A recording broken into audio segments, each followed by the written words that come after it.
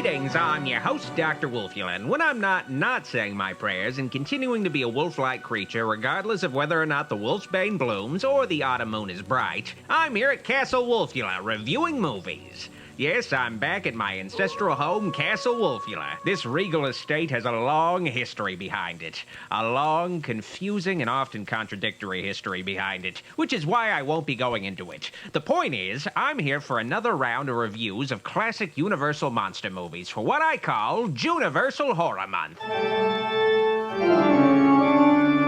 What the hell was that?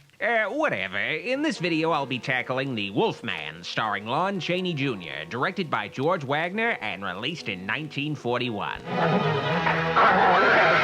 The Wolfman, as portrayed by Chaney, stands as arguably the most iconic depiction of a werewolf in film, and was Universal's breakout star monster during World War II, a time when Universal's classic monsters of the 30s were beginning to fade in popularity, with cheap sequels that were living up to their reputations as B-movies.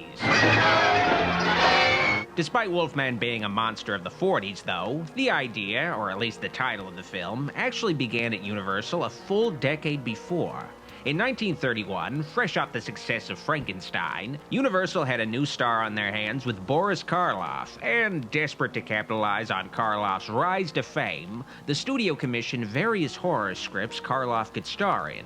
These screenplays included The Mummy, which was actually produced with Karloff in the lead, and a film written by Robert Florey titled The Wolfman, about a boy raised by wolves and who becomes a werewolf himself when brought back to civilization upon reaching adulthood. The 1931 Wolfman screenplay contained a scene in which the Wolfman would have transformed in a church confessional, and that alone caused Universal executives to pass on greenlighting the script. Universal eventually did make a werewolf movie in 1935 titled Werewolf of London, which was a solid monster film for its time and is considered the first werewolf movie ever made. But Jack Pierce, the legendary makeup effects artist, was not allowed to use his intended design for the titular werewolf.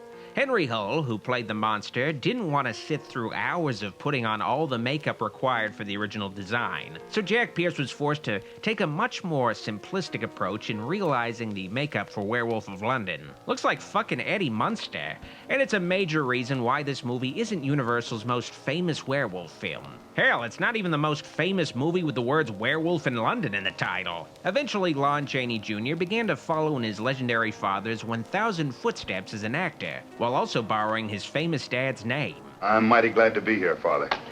Lon Chaney Jr.'s real name was Creighton Chaney, but executives eventually convinced Creighton to adopt his late father's more recognizable first name as a stage name. Chaney Jr. wasn't playing monsters right away, though. It wasn't until he received acclaim for his portrayal of Lenny in the first adaptation of Mice and Men that he started to receive notice, and Universal decided to give Chaney Jr. a shot for a role originally intended for Karloff in Man-Made Monster, and the success of that picture led to Lon Chaney Jr. becoming Universal's first choice for monster roles, having him play the Frankenstein monster, the Mummy, and even Dracula. But most famous of Lon Chaney Jr.'s monster portrayals is his signature role of the Wolfman, and for good reason. Here's my review of The Wolfman. But first, I have a message from my sponsor, me. Pledge to my Patreon today to support the channel, help it continue to grow, and you'll also get access to weekly movie nights every Sunday, and archive commentaries if you miss the movie nights live. Just $5 a month to get a movie night every week. Pledge to patreon.com/Dr. Wolfula if you're interested, and I thank you in advance. I tell you, I killed a wolf, a plain, ordinary wolf. The Wolfman tells the tale of Larry Talbot, played by Chaney, an engineer from Wales who lived abroad for 18 years in the USA before his brother back home met a sudden death during a hunting accident, which forces Larry to visit his father, a lord residing in Llanwelly by the name of Sir John Talbot, played by Claude Rains of Invisible Man fame. But isn't it a sad commentary on our relationship that it took a hunting accident and your brother's death to bring you? Oh, it really isn't as bad as it sounds. This is where things get really shaky with the movie, which was usual in Universal's depictions of Europe in the old monster movies. Larry is from Wales, but he clearly has an American accent. I'll do everything that I can, sir. Well, that should be considerable. Which, you know, maybe he's a reverse Madonna, but Larry's childhood friend, the local constable Paul Montfort, also has an American accent. Now he's chief constable of the district. Which reminds me, I've got to get to work. See you tonight about 9, Sir John. 9. Glad to have you back, Larry. But whatever. Back to Larry. The original intention with Larry Talbot's character by the film's screenwriter, Kurt Siodmak, was that Larry was just supposed to be an engineer from the US hired to install a telescope in Wales, but the producers felt that Larry needed to have a higher social stature, so in rewrites they made him the son of a lord. You can tell that this was a late-stage change to the script because Claude Rains is only 6 years older than Lon Chaney Jr. playing his dad. Honestly, I'd sooner believe Lon Chaney Jr. playing Claude Rains' dad, and, you know, the movie tries to work with the strained father-son relationship, but even the screenwriter Siodmak said he couldn't believe Chaney and Rains being a father and son, and definitely couldn't believe Chaney playing the son of a lord from Wales. It was definitely playing against type. Father, I'm sorry about John. Your brother's death was a blow to all of us. Fortunately, despite the backstory of Larry Talbot not quite making sense, Lon Chaney Jr. manages to be charismatic and sympathetic in the role, even when he's being kinda creepy long before he becomes afflicted with lycanthropy. Larry accidentally spies on a girl through his father's telescope, and, liking what he sees, he walks up to where Gwen, played by Evelyn Ankers, works and heavily implies that he's stalking this woman who is 12 years his junior. I'm looking for a gift, something in earrings, something half-moon shaped. Sorry, we haven't any like that just now. Oh, yes, you have. On your dressing table up in your room. And Larry insists Gwen must go out with him despite her insisting she not only doesn't want to, but that she's also engaged. We'll take a little walk tonight, then we'll talk it over. No. See you at 8. No. How about tonight? No. To sweeten the deal, though, Larry purchases a $15 walking stick. 3 pounds. $15 for an old stick? That was $300 in a day money. And the fancy stick is adorned with a silver werewolf hand that comes complete with exposition by Gwen. Even a man who is pure in heart and says his prayers by night may become a wolf when the wolfbane blooms. And the autumn moon is bright. That's funny. That's the same thing the girl in the antique shop said. The same poem is spoken like a dozen times by different characters in the movie, in case you forget it, but the repetition of this poem, which was invented for the film, is enough to casually sell the mythology of werewolves. It gets across the tragic nature of the affliction and how it works in practice without needing some werewolf expert character to break down the history of lycanthropy beat by beat. If you're trying to scare me out of here, you're not getting very far. Because this is 1941 and the word no wasn't invented until 1942, Larry accompanies Gwen for the evening despite her still being averse to his advances. But Gwen does have her friend Jenny join in to make sure Gwen isn't murdered. They always gotta kill the buzz. I'm very pleased to meet you, Mr.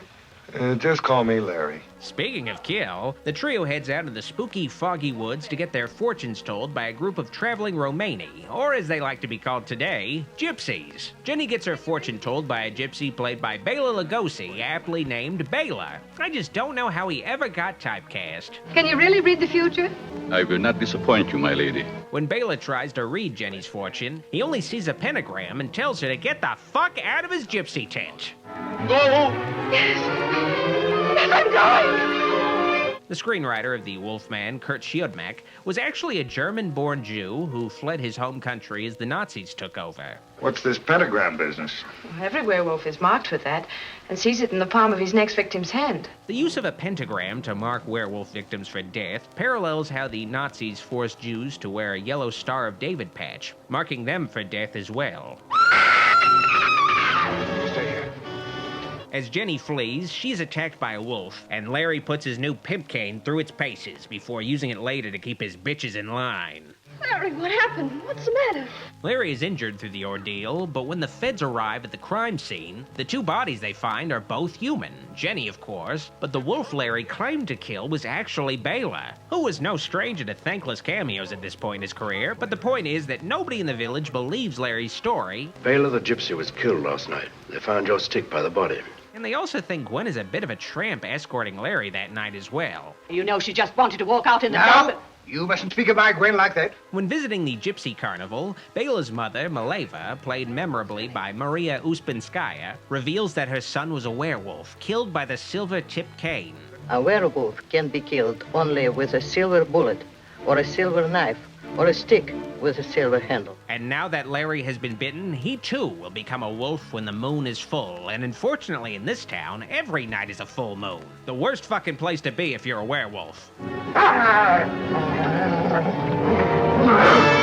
The original Wolfman doesn't actually have a lot of Wolfman in it. The film is 70 minutes long, typical for Universal monster movies, and the titular werewolf only shows up for 3 scenes in the second half of the film. Maybe only a minute or 2 of screen time total. What is there to see of the Wolfman is great, though, in no small part thanks to Jack Pierce's iconic makeup effects bringing the creature to life. The design for the Wolfman was actually the originally intended design for Werewolf of London 6 years prior, and it's a testament to Jack Pierce's makeup skills that people are still talking about the Wolfman all these years later, while the same can't be said for Werewolf of London. That movie today is just treated as a bonus in Wolfman box sets. The application of the Wolfman's makeup was a painstaking process for Lon Chaney Jr. to sit through, taking 6 hours to accomplish the effect, but it was worth it. Lon Chaney Jr. is completely unrecognizable as the fierce, animalistic beast, allowing the younger Chaney to live up to his father's lofty reputation as the man of 1,000 faces. The appearance of the makeup and how uncomfortable it was to put on and wear probably also helped Chaney deliver the performance of a pissed-off Wolfman. No acting necessary here.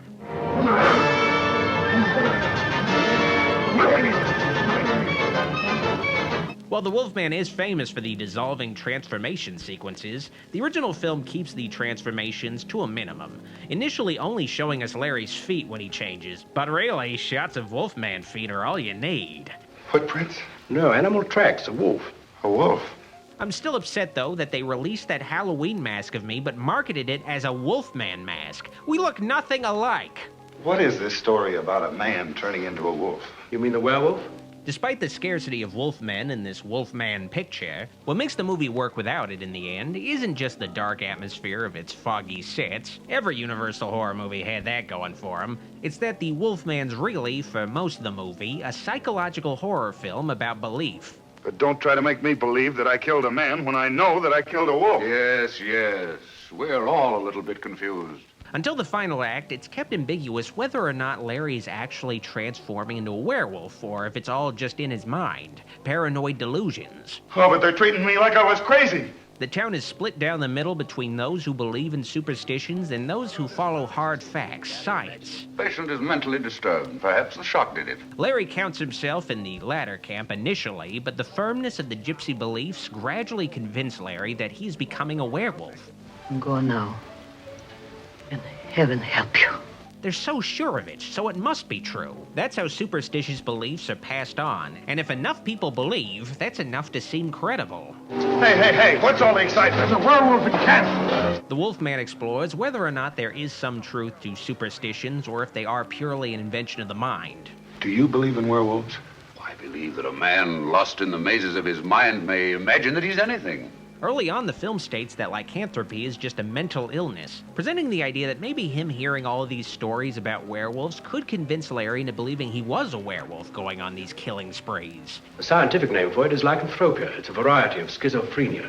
Larry's seeming delusions cause further tension with his father, a man devoted to science who balks at the idea of his son turning into a werewolf. There's talk of werewolves and pentagrams. You're not a child, laddie. But simultaneously, whether Lord Talbot wishes to admit it or not, part of Lord Talbot does believe in werewolves. Even the most rational among us cling to superstitions, if only the slightest bit. Don't be startled, Sir John. You have the silver cane for protection. And ironically, Larry's belief that he's turning into a werewolf and their shared status as social pariahs bring Gwen closer to him. But really, I think Gwen's just after that Wolfman knot. I'm going with Larry. No, it's no use. In the end, Lord Talbot tries to restrain his human son Larry, but nothing can hold down a Wolfman, and while on the prowl, the villagers come running after Larry, brandishing torches like always as Wolfman tries to get the girl. But ironically, the Wolfman attacks the one guy who can kick his ass, his own father, brandishing the silver-tipped cane, bringing the movie full circle. The film's only other cross-dissolve sequence of a transformation in this Wolfman movie is the creature dying. The wolf must have attacked her and Larry came to the rescue. I'm sorry, Sir John. But the Wolfman's death in this film, like virtually every other horror villain's death before and after, was far from permanent. The Wolfman received a slew of sequels, though unfortunately, Wolfman, unlike many of the other Universal monsters, never got a standalone sequel. All the Lon Chaney Wolfman sequels were actually crossover films, the first of which was Frankenstein meets the Wolfman. Geez, having the Wolfman sequel be him meeting Frankenstein is like making a Superman movie and then having the next film right after be him meeting Batman. A ridiculous idea. Dr. Frankenstein must have performed his experiments in this room. The Wolfman's swift popularity, though, was not only enough to reinvigorate interest in Universal's monsters during the 40s, but it also gave rise to the first ever shared universe in films. The idea that all of Universal's monsters existed in the same world with one continuity. Something we think of with superheroes nowadays, but the monsters were the real superheroes back in the 40s. The Wolfman might not have a lot of Wolfman in it, but as an exploration of superstition through gothic horror, the film holds up pretty damn well, and what we do see of the Wolfman makes for one of the greatest screen monsters of all time, vividly realized with Jack Pierce's makeup and Lon Chaney's performance. The Wolfman is the definitive werewolf movie, not because it's the scariest, but because it defined for modern audiences what werewolves are, inventing new mythology and streamlining their history into something that could stand head and shoulders next to monsters based on literature like Dracula and Frankenstein. The film turned Lon Chaney Jr. into a star to the point where Universal stopped bothering putting the Jr. in his name for the credits. He just became a new Lon Chaney for a new generation, his and his father's legends forever intertwined. I give the Wolfman a silver-tipped wolf cane out of Wolfman fate. I was Lon Chaney's lover. Even a man who is pure in heart and says his prayers by night may become a wolf when the wolfbane blooms. And the autumn moon is bright.